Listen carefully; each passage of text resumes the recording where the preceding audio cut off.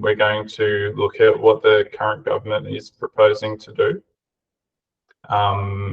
and talk about some things that Sydney YIMBY thinks about it, and hopefully give you some ideas. We're going to open with a link to the submission guide so that you can actually click through and type your submission as we're presenting this material. And we're also going to give some guides on how to write an effective submission as well. And then we'll have time for Q&A at the end. So I'd like to start by acknowledging that I am on the land of the Wongal people, and acknowledge elders past and present. I'd like to also extend that respect to any First Nations people we have with us tonight. So the link to start your submissions here, I'm going to leave this up on the screen for about 30 seconds, is here. So if you want to follow this link, this has the ability to make a submission on the low and mid-rise housing code, which is the main thing that we'll be talking about tonight. And if you feel particularly adventurous, you can probably copy paste that submission to your local MP or to your councillors as well, because we've been hearing from councillors that residents contacting them has been pretty effective. So when Sydney YIMBY talks about a housing supply problem, what do we mean? So here's a chart showing Australian housing completions per capita over the last 80 years. As you can see, it peaked massively around 1970 and never recovered. This shows that while there may be a lot of cranes around right now, they're not actually building heaps of housing, historically speaking. The early 1970s were the time of the green bans, in many cases justified to protect low-income suburbs from being turned into freeways and to preserve legitimate heritage items like the rocks. Over the course of that decade, a consensus was reached that we needed deep levels of community consultation for changes to the urban environment, which culminated in the passing of the Environmental Planning and Assessment Act in 1979. The poorer suburbs like Balmain that were protected back then are now exclusively the domain of people with millions and millions of dollars to spend on housing. And this is creating all sorts of social problems, as if you're here tonight, I'm sure you have either borne the brunt of in the rental market, or seeing your kids not being able to move out of home, or friends moving interstate. So one thing we're going to talk about today is different kinds of residential zoning. So it's important to understand how widespread these different kinds of zoning are. So the most common kind of zoning in the city is R2. That is that pink or salmon coloured zoning that you see spread across most of Sydney. R2 typically prevents you from building anything other than a house. So no townhouses, no smaller apartment buildings, nothing. This is a serious constraint on our ability to grow the housing supply, because if you can't build taller than a house, you're kind of stuck with what you've got. There's something kind of between a pink and a red there that you'll be able to see. That's R3 medium density zoning. And then the darker red still is R4 high density. And then the purple is R1 zoning. That is in City of Sydney. That allows a few different kinds of housing, but it generally is 2 to 3 stories. Planning constraint number 2 is heritage conservation areas. So all the areas inside the red outlines are heritage conservation areas, while all the areas coloured with tan are heritage items. The difference between the two is a matter of degree.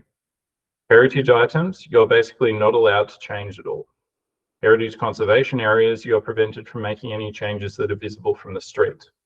So as shown on the map, HCAs tend to be much more expensive and have a much bigger impact on the housing supply, despite the fact that the restrictions there are a bit less onerous. In both cases, you're prevented from knocking down a house and building an apartment building in its place. So they're effectively a ban on new density. And we see in the inner west, about 43% of the area there, including all of the Balmain Peninsula, or all of Haberfield, all of Annandale, most of Stanmore are heritage conservation areas. You've got Hunters Hill, which is kind of up the top there. That is 70-something% heritage conservation areas. So you've got councils which have basically opted out of housing across most of their area through these HCAs. And then you've got the other constraints. So these kind of control what kind of buildings can be built. So floor space ratio. So that's the floor space of the building divided by the site area. Typical values in low density zones can be around 0.5, which means you have 1-story house covering half the lot or a 2-story house covering a quarter of it. You've got minimum lot sizes, which say you can't subdivide to smaller than a 400 square meter lot, or you need to have an 800 square meter lot to build a duplex or build an apartment building. You've got height restrictions, self-explanatory. Most areas in the inner city are 2 to 3 stories. Setbacks, which say how far from the property boundary you have to build. And then there's parking requirements. So parking spots cost upwards of $50,000 each to provide.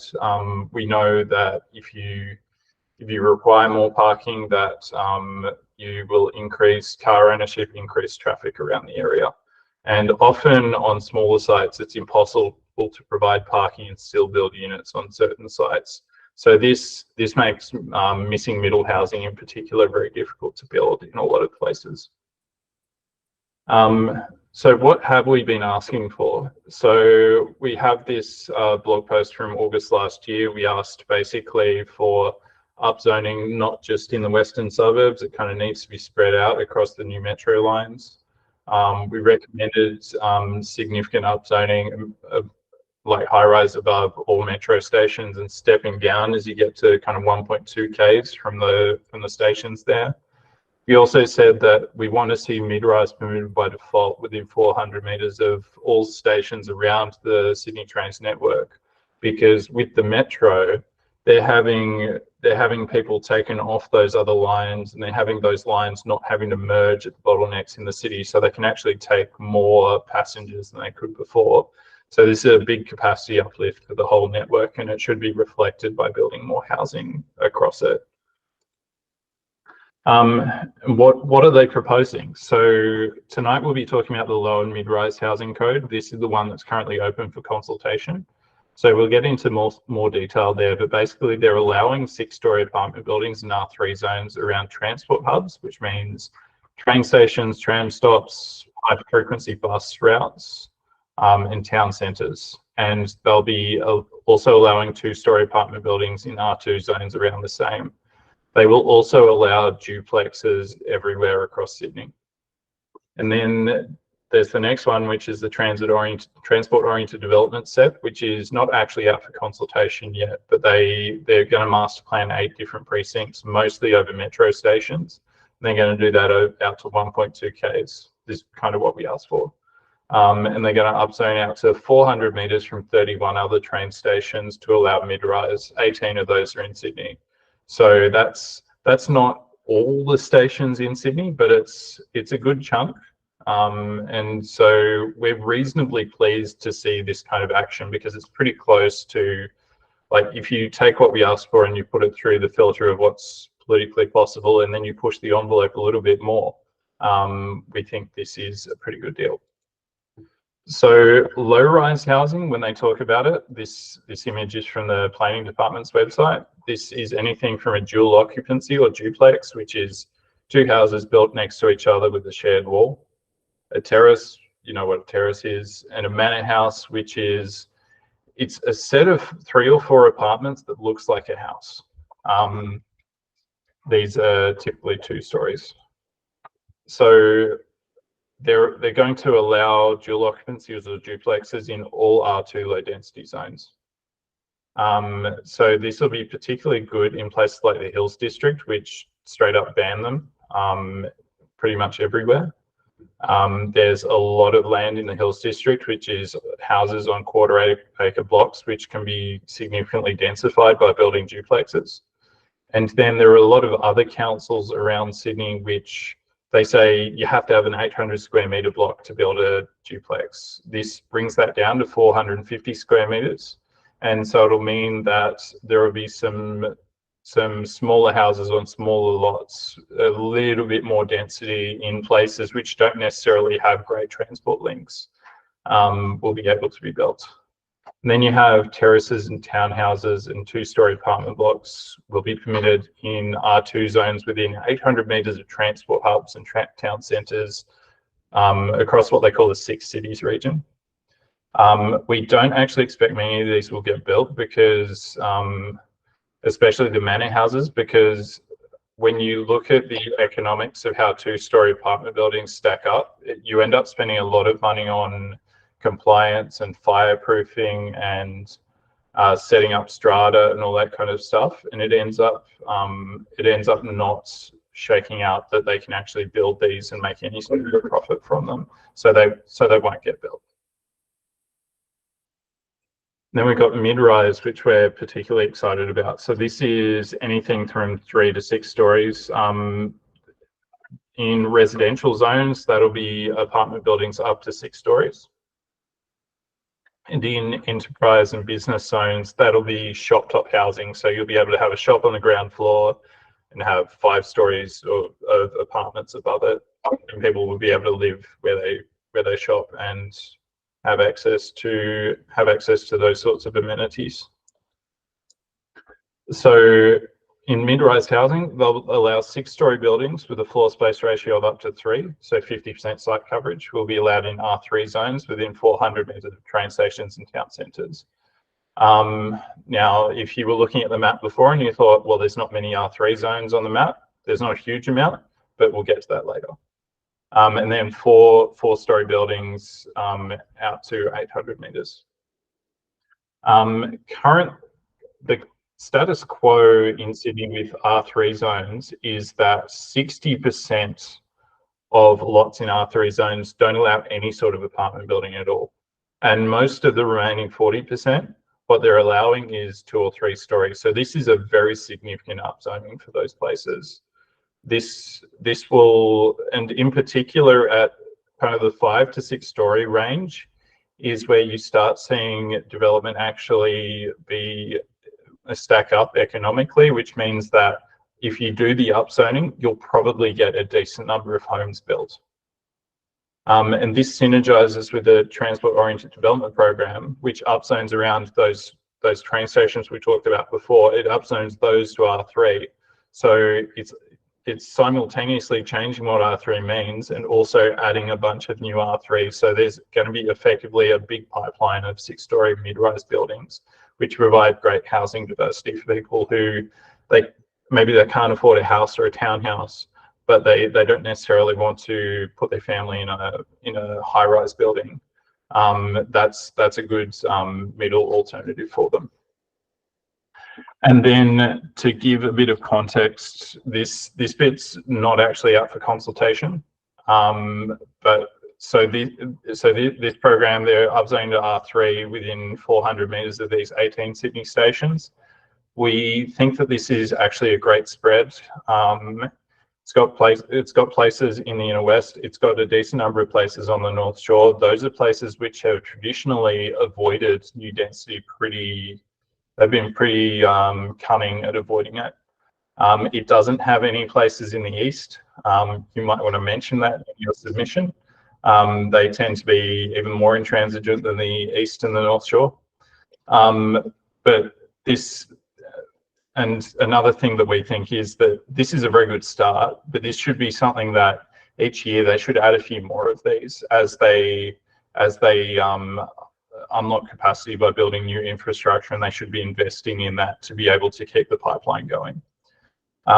These rules will also apply in heritage conservation areas. So that means that with Hunters Hill having 70% of their council locked down in heritage or the inner west with 43%, we can put apartment buildings next to those older houses or build taller extensions that you can see from the street, or more adaptive reuse of contributing items. And this puts the onus on councils to figure out a way to combine development and heritage. It's not very specific in the way that it says that needs to happen, but it says they've got to figure it out. And if the existence of heritage conservation areas means that nothing gets built, well, the state government will step in and try to figure something out themselves.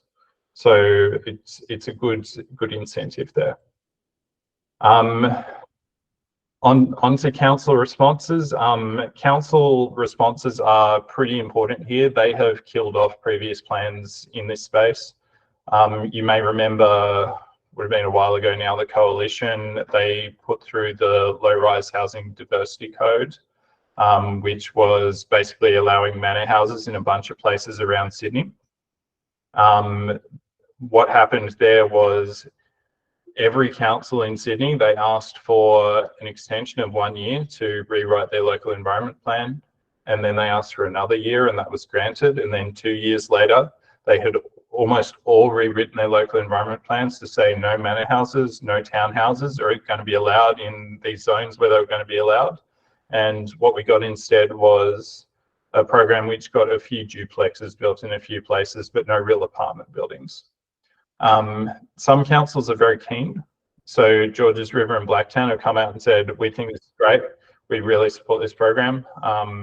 Some are happy to work constructively with the government. Like the Inner West, they're saying yes and. So the Inner West, they had a staff report that said straight up, we don't want this policy. You should bin it entirely. The council voted down that report, and instead what they did was they said, okay, you've come to us with this program. What we also want to see is significant investment in public housing. And what we want to encourage councils to do is also, like, instead of saying we can't have new housing, we don't have infrastructure, is say we need infrastructure and outline what the infrastructure is and say we welcome the new housing. Please also upgrade our plumbing or upgrade our school or whatever else. Because in the end, housing is also infrastructure, and you need housing to run your other infrastructure. And it's, in my opinion, it is the kind of infrastructure that's most under-provisioned in Sydney. And then there are some other councils, you might recognise these areas have a certain demographic opposed. So Ku-ring-gai and North Sydney are examples. We believe that places like Waverley and Woollahra are also gearing up to oppose it.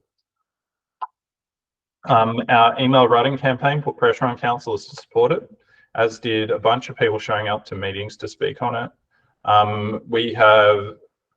We have heard from councillors that in areas like Canterbury Bankstown, this is all they're hearing from is people who support the program, and we're hearing from places on the North Shore that now the emails they're getting are kind of 70-30 opposed and supporting instead of 100% against. And it makes a big difference because now they're not dealing with a homogenous group of people talking to them who are angry about these reforms and these programs. Now they're hearing from people who are talking about their rent increases and talking about that sort of stuff. And the why we support this in terms of affordability is, like, there's been a lot of talk about blanket reform and like one size fits all and that sort of thing, but where we've seen it work overseas, that widespread rezoning, that's the thing that works. Because when you start making exceptions and you start allowing people to opt out and you start giving councils like 3 years to do a place-based planning assessment of where they want their housing, it just gets delayed and delayed and delayed. So Auckland is a great example. Auckland is less dense than Sydney, so they're starting off a lower base. So what they did was they upzoned for 3 stories across 75% of their city. And over 6 years, rents for 3-bedroom apartments were 22 to 36% lower than the control group. And if we look at where rents are today, there compared to Wellington have just skyrocketed to the moon, while Auckland are reducing in real terms. And we also see what's the mechanism for this is, if you look at the approvals, we see that the upzoning actually led to a lot more approvals. And that led to more housing, and that's what brought the prices down. And in particular, it led to a lot more approvals in the multi-unit type of dwellings, which the upzoning was focused on. And now I'll hand over to Erin, who's going to talk about preparing submissions. Hello, thanks for having me. I'm Erin. I am Deputy Chair of Sydney YIMBY, and I am also a community engagement practitioner, which means I read submissions like this for a living and respond to them.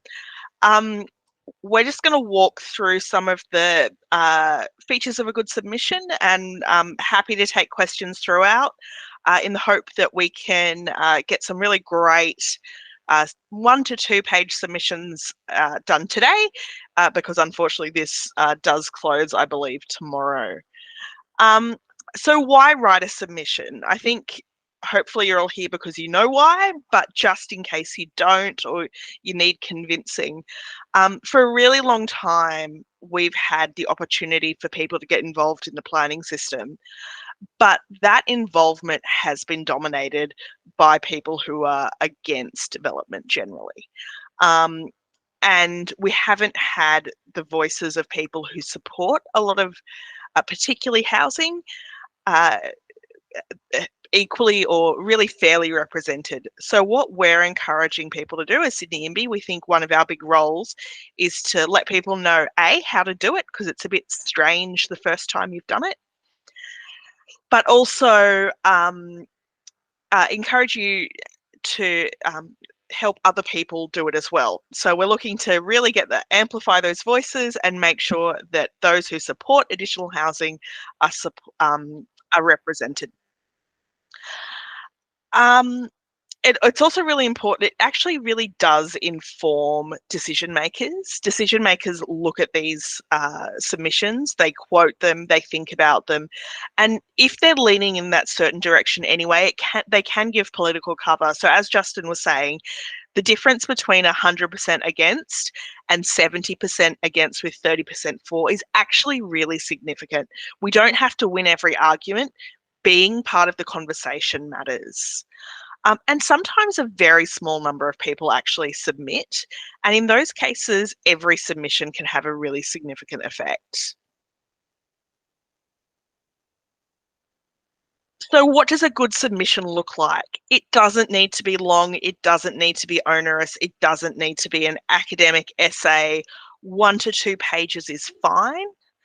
And the general structure is to start off by saying what you're making your submission about, then a short summary of whether you support the proposal and why, and then you can highlight some of the specific impacts of the proposal. So in this case, you might say, thanks for the opportunity to make a submission in response to the explanation of intended effects, changes to create low and mid-rise housing. That's the name of the document that we've been asked to make submissions in response to, and you can see it on that link.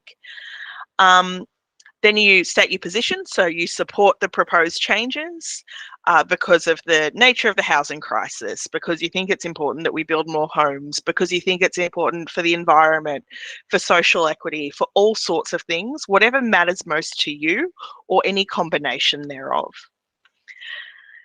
And then you can get into the specific impacts. So the impacts of this, we believe, would be more homes in places where people want to live, more opportunities for people to have shorter commutes, less cars on the road and more people commuting by public transport, and ideally more affordable housing.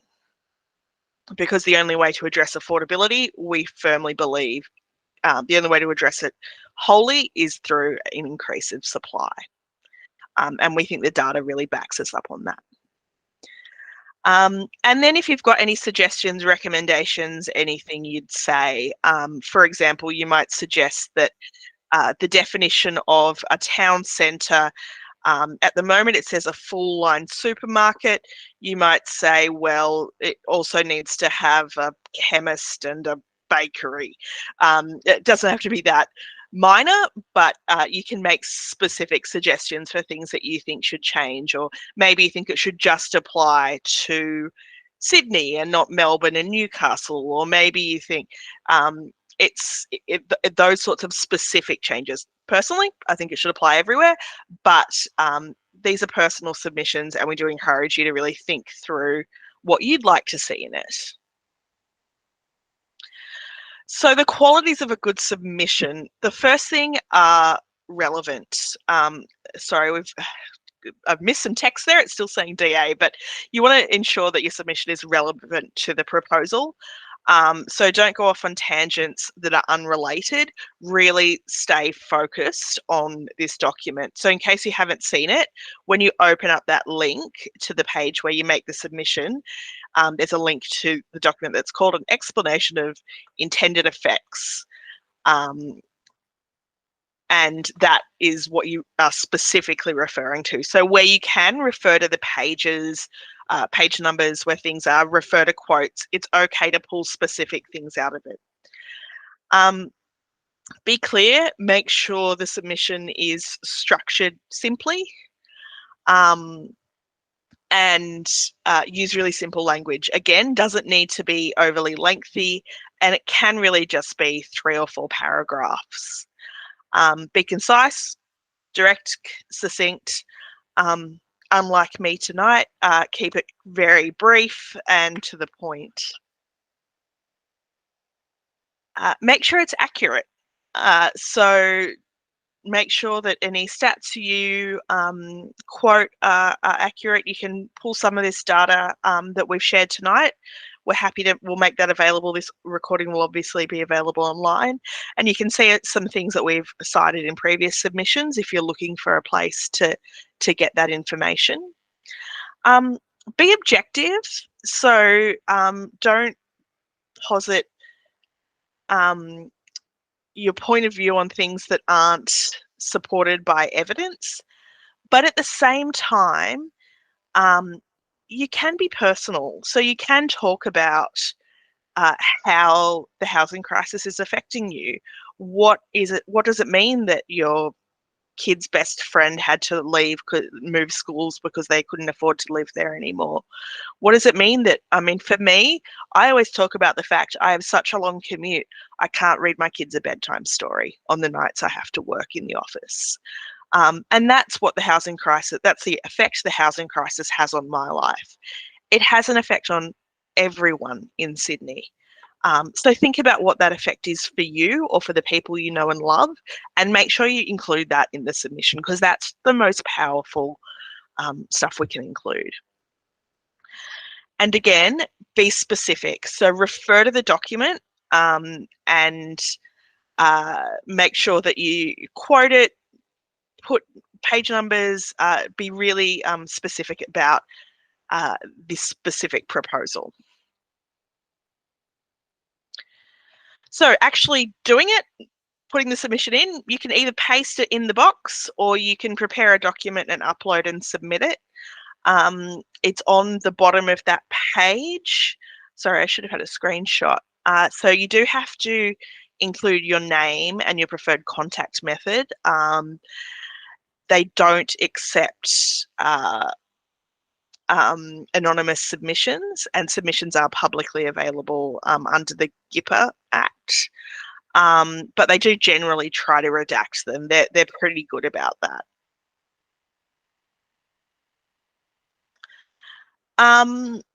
Justin, can I pass back to you for this bit, because I need to plug my computer in? Yes, so some other things you might want to consider that we haven't mentioned are these reforms don't talk much about parking minimums around train stations, and we know that these can stop these missing middle developments from being built and smaller apartment buildings from being viable. We think that more height flexibility would be good, especially around the mid-rise stuff, because then you can build a 9-story building with less lot coverage, and you can have more trees and deep soil planting and have it a bit further from what's next door to each other. And there's some acknowledgement that while there's trade-offs with heights and shadows, there's also trade-offs with high lot coverage as well. So we should be able to get a bigger variety of different building types instead of all just fitting into the box that's given. Also insert, and this is particularly important when writing to councillors and state MPs, is include personal anecdotes about rent rises, kids who can't move out of home, friends moving interstate, all that kind of stuff. That is that is important to be able to represent kind of why you're writing to them about this kind of stuff. So now we'll go over to writing submissions.